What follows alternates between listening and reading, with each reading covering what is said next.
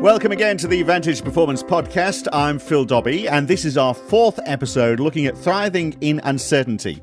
Now, we've spoken to Michael Fingland, the Vantage Performance CEO, about getting the basics right, the need for a clear strategy when you're launching a turnaround, and how to manage your capital effectively. Now, of course, historically, capital was all about equipment or things, not living, breathing human beings. But I guess, Michael, in reality, in many cases, it's the most important part of capital you have in your business.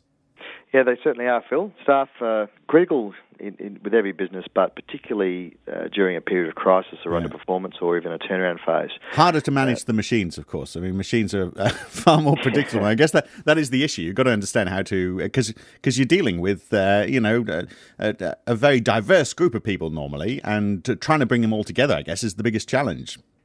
It is, and at the end of the day, every staff member has a very simple desire with work. One is to enjoy and get along with your colleagues, etc. But they all have a fundamental concern about job security. Yeah. So communication, we've talked about that in the past, but particularly during a period of uncertainty with a business, communication has to be ramped up and be clearer, concise, and you need to include staff in what's going on. What happens if you've got detractors, though? People who sort of like are not getting with the program. Do you try and turn them around, or do you just block them out? Two ways to answer that, or two parts to that question. First is there are detractors that you can't turn around.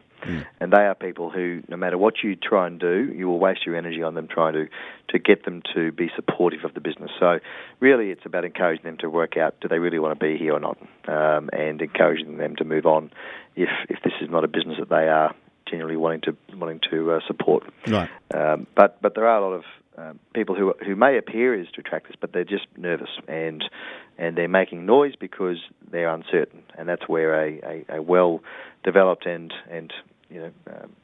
timely executed communication plan will turn those nervous people into supporters. I'm wondering, is there a third type where they actually might have a point? They might be saying, "Oh, look, it's not going to work this way. Listen to me because I've got a better idea."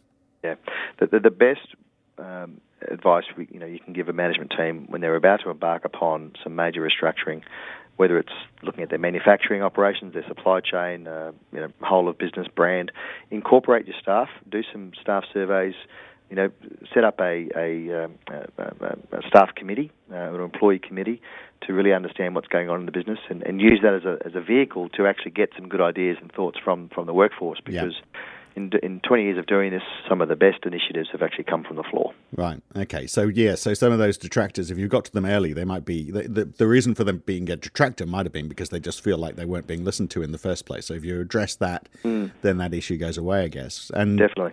And then you talk about a communication plan. So is that sort of like saying, well, this is where we're going, this is why we're going, and then does it get down to defining roles as well? Because I guess people's functions in the organisation. You're talking about something which is fairly short term. So jobs are going to change for a little while, aren't they?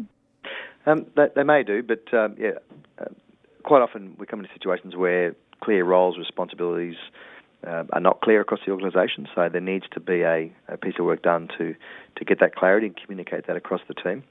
That's often very critical.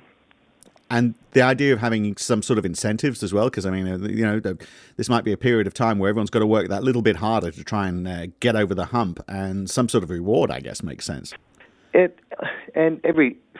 a degree, and every job's different. I mean, part of the communication plan is really understanding the issues that the business is facing, what the plans are to address it, the role that the staff can play in being part of the strategy formulation, or at least in the execution phase, and showing that the staff actually have a critical part to play in successfully navigating the business through.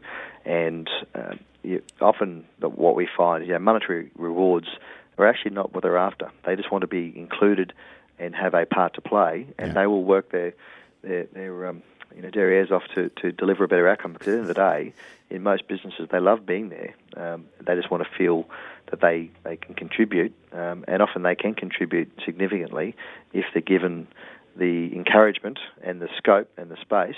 But on occasion, you may look at a a broader reward system, and every industry and every type of business is different, so you need to tailor it to the situation. But sometimes, there are other rewards that are much more powerful than monetary rewards. So you talked about uncertainty and the nasty word restructure, which gets used in circumstances like this. Everyone thinks, oh my goodness, there's a restructure going on, and often that's getting rid of layers within an organisation. That's the sort of thing that does make people nervous, doesn't it? Because they read restructure, they think massive layoffs. It does, but the critical part to any headcount restructure is not to do 3 or 4 rounds. Try and do 1, 2 at the most. Yeah. But the biggest mistake management teams make is they do one, then do another one, and realise they didn't cut far enough, so they do another one. And redundancies, in our view, are always the last resort. You should look at 4-day work weeks, 9-day fortnights,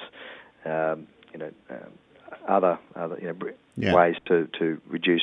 And retraining, I guess, as well. Retraining and redeploying people into other areas of the business. Listen, my brother in the UK, he's working a 9-day fortnight. It was his company brought it on because of the global financial crisis. They haven't, I guess the crisis is still going on, so everyone's still on 9-day fortnights. He absolutely loves it, and he's actually, was happy to take the pay cut to get, to have a little less stress in his life. Exactly, and it actually turns into a benefit, not a burden. And as you say, it can be difficult to wean them back into a full-time, a 10-day fortnight. But looking at those sort of initiatives before going to complete headcount reduction initiatives, and sometimes you might have outsourced a key part of your business in years gone by, and actually bringing that function back in-house might prevent you from making redundancies in the business, which obviously has a cultural impact as well. Yeah, I talked about getting rid of layers within an organisation. I think that's often the case, isn't it? That companies have grown over time and they've got sort of many tiers of management, and I know often that's the case as part of a restructure. As to how can we flatten the company? I remember when I was very young, talking to my father in one of my early jobs and saying, "Hey, look, I'm 4th from the top in this organisation," and my dad said, well, in most sensible organisations, if you're 4th from the top, you should be cleaning the toilets. So, I mean, it really is a case, isn't it, that you can have too much of a hierarchy, but I guess it's, that is a massive organisational undertaking to try and get rid of a layer within an organisation, because you're redefining so many roles. It can be, but often there are so many other benefits to delayering. I mean, we're talking about here where there's unnecessary layers. Yeah. And often you have a situation where there's unnecessary layers that have been put in place in years gone by because people are empire building, and that actually ends up in a situation where communication then is much harder to get across the group. So by delayering an organisation, yes, it takes some careful planning and management, but you have a much easier pathway then to get the communication plan working, because you've got less layers and less filters between the CEO and the ground floor. Right. So some of this is relatively easy, but when you start looking at, not trying to denigrate the work you do, but when you look at the culture word, trying to change the culture of an organisation, I mean, that is hard, isn't it? Because that's very often that's the intrinsic thing that caused the problem in the first place. It can be, and usually you can draw a line back to 3 or 4 years ago, before the ROTZN, that there were some decisions taken or policies made that started impacting on culture. So you need to go back to root cause, understand what was really driving the changes in behaviour that have turned up in terms of low productivity and high staff turnover, things like that, and then start developing strategies to address that root cause. It's not a quick fix. Changing cultures in organisations can take 1 to 2 years, but you do go through phases of significant change and significant improvement, and it's important that you keep building on that momentum.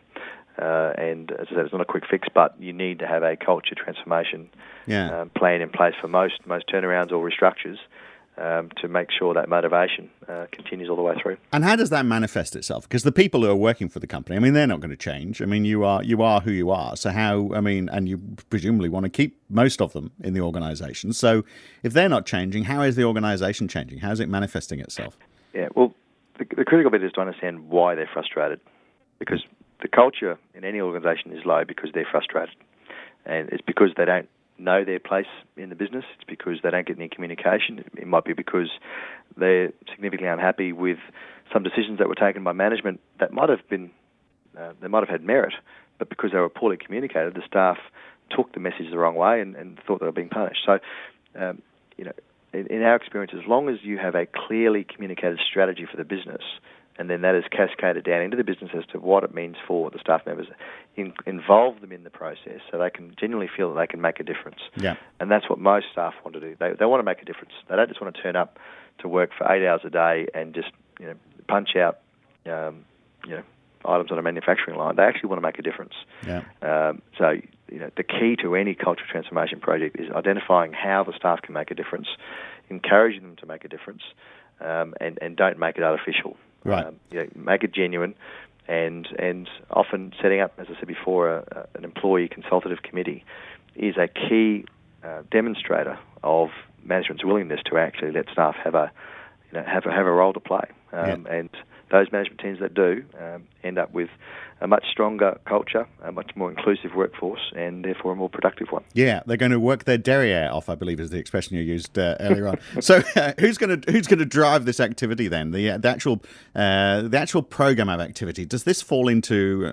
Is this driven by the HR team? I don't want to be dismissive of HR teams, but many organisations, they may actually have been the root cause of the problem. So how do you choose where in the organisation the responsibility to fix all this sits? It needs to be driven from the CEO. Right. The CEO has to be seen to take ownership of this and to be incredibly important for him or her.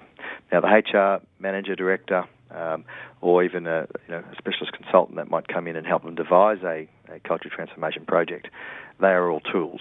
But the CEO has to be the face of it and has to be seen to be the driver of it. Otherwise, the staff will just see it as another HR initiative that won't go anywhere because it's not supported from the top. So it has to be led from the top and communicated from the top. Right. Wise words as always, Michael Fingland. Appreciate the time. Thanks for talking to us today.